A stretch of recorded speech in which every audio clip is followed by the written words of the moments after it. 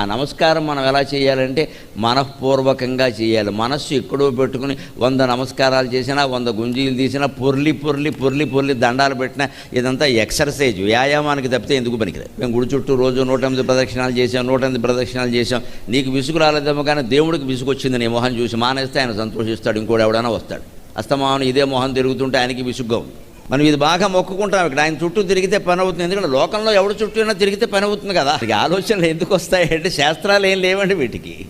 అజ్ఞానం ఎందుకు పుడుతుంది? లోకంలో ఎవడైనా మనకి పెద్దగా తెలియని వాడు ఉన్నాడు, 4 సార్లు వాడు ఇంటి చుట్టూ తిరిగామనుకోండి, కనీసం కనుక్కుంటాడు కదా ఏమిటో తిరుగుతున్నాడు, లేకపోతే చంపేస్తాడేమో, ఉగ్రవాదేమో అనుకుంటాడు, కనుక్కోమంటాడు కదా. అలాగే దేవుడికి కూడా 10 సార్లు తిరిగితే మనం అంటే శ్రద్ధ ఏర్పడుతుంది. దేవుడు అలాంటి వాడా?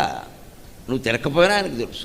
నువ్వు ఉన్న చోటే ఉన్నానరా, నువ్వు అనవసరంగా నా దగ్గరికి వస్తున్నావు అంటాడు. అంటే ఆ నమస్కారం మనఃపూర్వకంగా చేస్తే, మనస్సును ఆయన పాదాల మీద లగ్నం చేసి చేస్తే అది ఫలిస్తుంది.